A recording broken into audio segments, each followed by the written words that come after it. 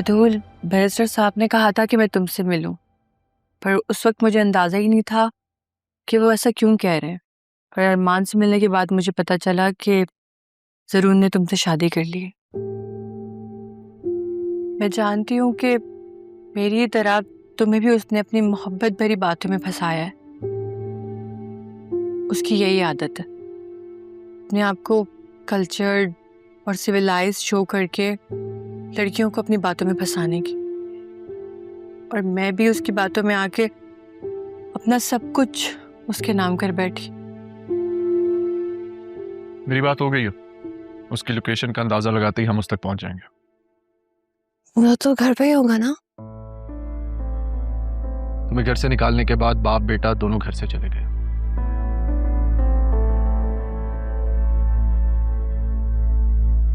अच्छा सुनो, मुझे याद है तुम मुझसे जिक्र कर रही थी कि वो तुम्हारी गाड़ी इस्तेमाल कर रहा है, राइट? तो तुम्हारी गाड़ी में तो ट्रैकर होगा।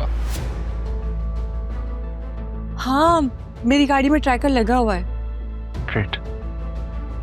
सोचा ही नहीं था उसने कभी शायद कि तुम यहाँ वापस भी आ सकती हो। सही कहा। और मुझे ये भी मालूम हुआ है कि वो 1 साल से मेरे ही घर में रह रहा है और अब मैं उससे अपना घर भी वापस लेके रहूंगी।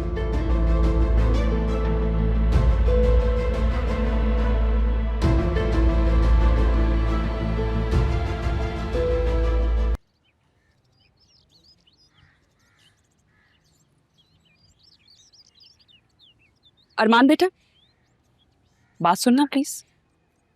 बेटा, आपने मुझे बेटा कहा। इस मजाक और तंज की तो कोई जरूरत नहीं है। मैं जानती हूँ मैंने तुम्हारे साथ ज्यादती की है। मैं शर्मिंदा हूँ। होना भी चाहिए।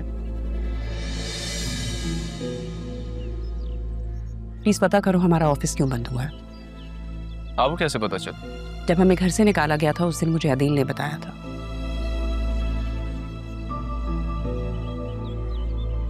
जरीन और वसीम भाई किसी का फोन नहीं उठा रहे। मेरी बेटी को धोखा देके वो लोग कहीं छुप के बैठ गए हैं। धोखे के बदले में धोखा ही मिलता। तुम असिस्टेंट कमिश्नर हो, तुम्हारे लिए कुछ पता करना बड़ी बात नहीं है। बिल्कुल, मेरे लिए वाकई कुछ मुश्किल नहीं। इनफैक्ट राह के केस में भी मुलजिम मेरे सामने ही खड़ा है। क्या मतलब? तुमने किसी को पकड़ा है? नहीं, अभी नहीं, सुन।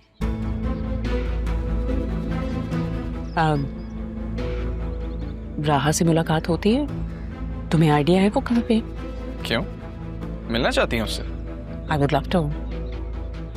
अगर वो मिलना चाहे तो व्हाई नॉट। इसी बहाने मैं तारा की ताज़ियत भी कर लूंगी। मिलेंगे बहुत जल्द।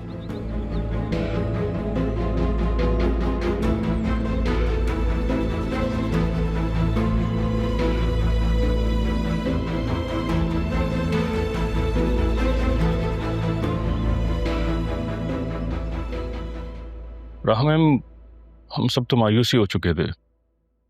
आदिल साहब के एक्सीडेंट के बाद वो तो बेड पे चले गए थे, आ ही नहीं सकते थे। मायूस क्यों? आप लोग मुझे कॉल कर लेते। आपको कैसे कॉल कर लेते? आप तो मुल्क से बाहर चली गई थी। ये किसने कहा आप लोगों से?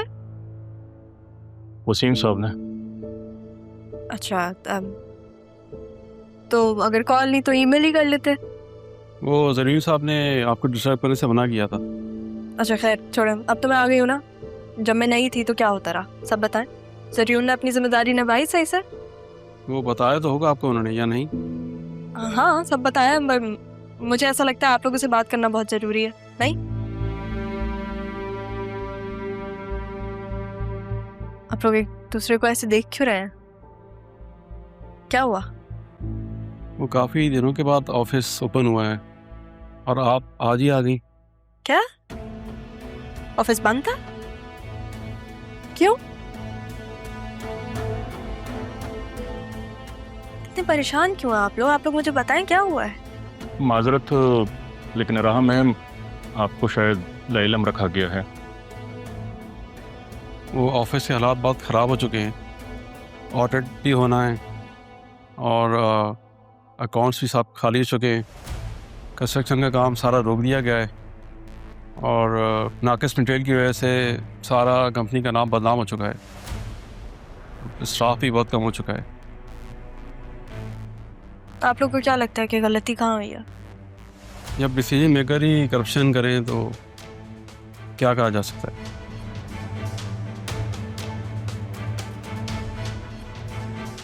आप लोग जा सकते हैं।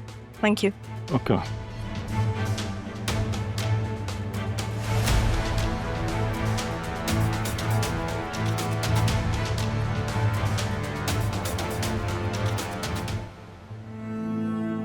सही उनको तो कभी मेरी कदर थी ही नहीं। मैं ही पागल थी जो आंखें बंद करके उस पर यकीन कर बैठी। तो उसने जो मुझे नसीहत दी है ना, उसके लिए मैं उसे कभी माफ नहीं करूंगी। सिर्फ तुम ही नहीं, मैं भी उसे कभी माफ नहीं करूंगी। और Batool, you have your parents with you.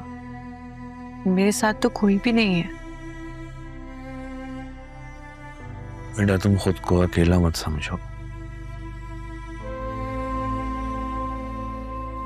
Rafiq साहब ने सोच समझ कर तुम्हें यहाँ भेजा है।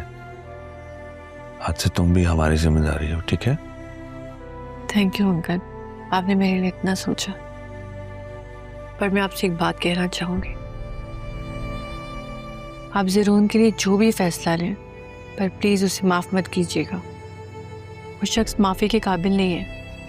वो एक नाकाबिल एतबार शख्स है जो कि सिर्फ अपने लिए जीता है और अपने लिए ही सोचता है। उस पर किसी की मोहब्बत का कोई असर नहीं होता। बतूल, मैं जानती हूँ कि ये सब कुछ तुम्हारे लिए बहुत मुश्किल है और मेरे लिए भी ये सब कुछ बहुत मुश्किल था। सिर्फ मैं ही जानती हूँ कि मैं किन अज़ियतों के बाद ये फैसला कर पाई हूँ।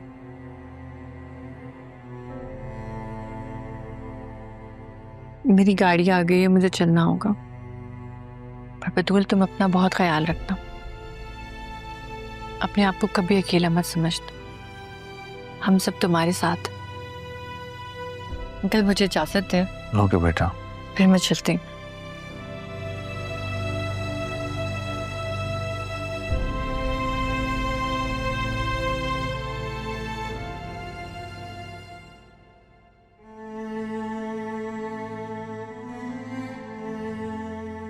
बतूल,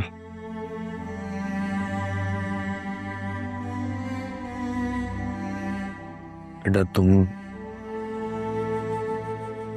जो भी फैसला लोगे मैं तुम्हारे साथ हूँ। नहीं पापा, मुझसे नहीं होगा। मैं कोई फैसला नहीं कर पाऊंगी। क्यों? क्यों नहीं कर पाओगे? बिल्कुल कर पाओगे। बस तुम्हें इतना समझने की जरूरत है, जो तुम्हारे साथ नहीं वो तुम्हारा नहीं। बहुत देर कर दी है ये बात समझाने में तुमने। मेरी बेटी के साथ अच्छा नहीं किया तुमने।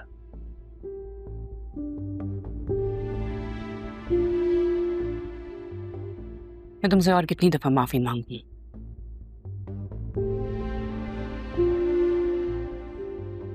तुम समझाओ ना अपने बाप को। अदील, मैंने जो कुछ भी किया है अपनी बेटी की खुशी के लिए किया है।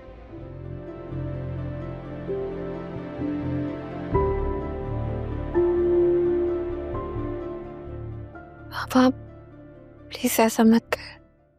आपसे मैंने पहले भी कहा था कि मामा ने जो कुछ भी किया है वो मेरी वजह से किया। इसकी वजह से भी हुआ है, नाइंसाफी तो हुई है ना।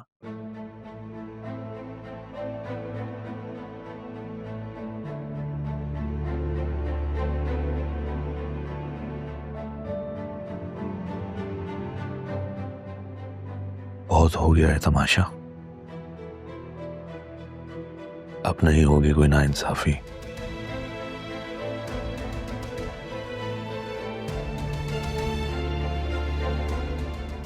तुम्हें हिम्मत दिखानी होगी बेटा, मैं तुम्हारे साथ हूं।